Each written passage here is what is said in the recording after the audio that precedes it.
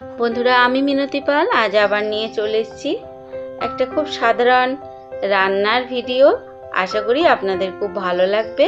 তো প্রথমে একটা লাইক দিয়ে ভিডিওটি দেখা শুরু করবেন, প্রথম থেকে শেষ পর্যন্ত পুরোটা দেখবেন, এটাই আমার বিনীত অনুরোধ।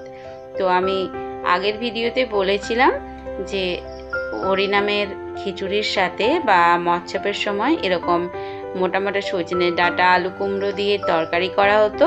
তো এবার যেহেতু হয়নি, তাই আমার খেতে এত ইচ্ছা করছিল যে আমি বাজার থেকে আবার সজনে ডাঁটা আনা করিয়েছি, কুমড়ো এই সমস্ত।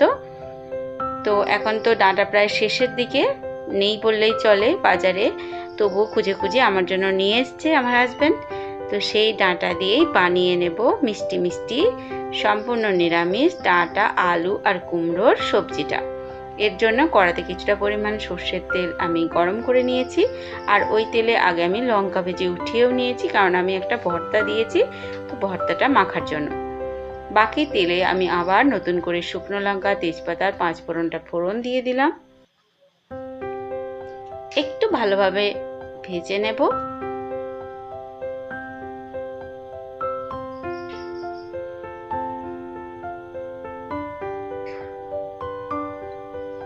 ফোড়ন ভাজা থেকে যে সুন্দর গন্ধ আসবে, অমনি ধুয়ে জল ঝরিয়ে রাখা সজনে ডাঁটা আলু আর কুমড়োটা আমি এরপর হাতের সাহায্যে অল্প অল্প করে তেলের মধ্যে দিয়ে দেব। খুবই কম মশলায় খুবই সুস্বাদু রান্না হয়ে যাবে, আর এটা খুব হেলদি, খুবই স্বাস্থ্যকর হয় এই রান্নাটা।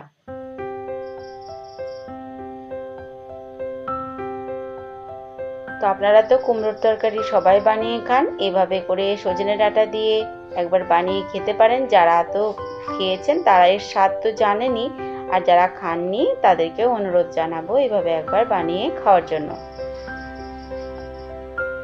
তো আমার তো অসাধারণ লাগে খেতে।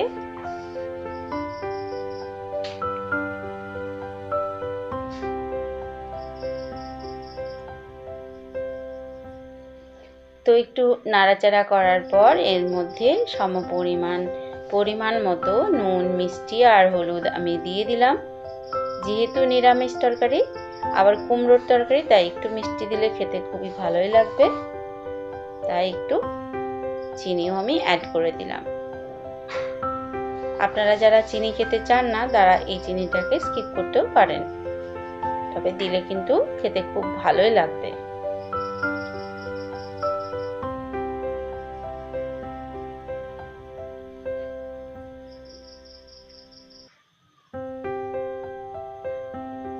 ভালোভাবে নাড়াচাড়া করে জল শুকিয়ে আসা পর্যন্ত একটু অপেক্ষা করব।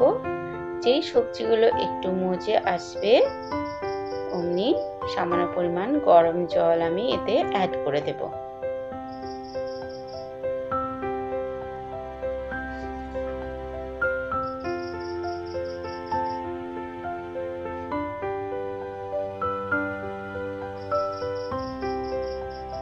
তো বন্ধুরা, আবারও মনে করিয়ে দিই, এটা আমার ক্রিয়েশনের চ্যানেল, তাই আমার সমস্ত রকম ক্রিয়েটিভিটি আমি আমার এই চ্যানেলে শেয়ার করে থাকি। তো আপনারা আমার সমস্ত রকম ভিডিওই দেখবেন, আমার বিনীত অনুরোধ রইল। তো এবার একটু সামান্য পরিমাণ জল আমি দিয়ে দিলাম, যাতে পোড়া না লেগে যায়। যেহেতু চিনি দিয়েছি, তো পোড়া লেগে যাওয়ার সম্ভাবনা আছে, তাই একটু জল দিয়ে এবার আমি একটা চাপা ঢাকা দিয়ে দেব 5-7 মিনিটের জন্য।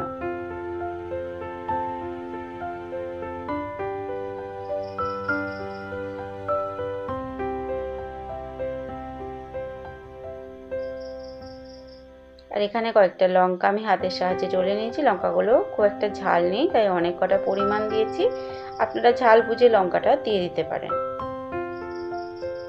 তো ঢাকনা খুলে আবারও নাড়াচাড়া করে নিয়েছি।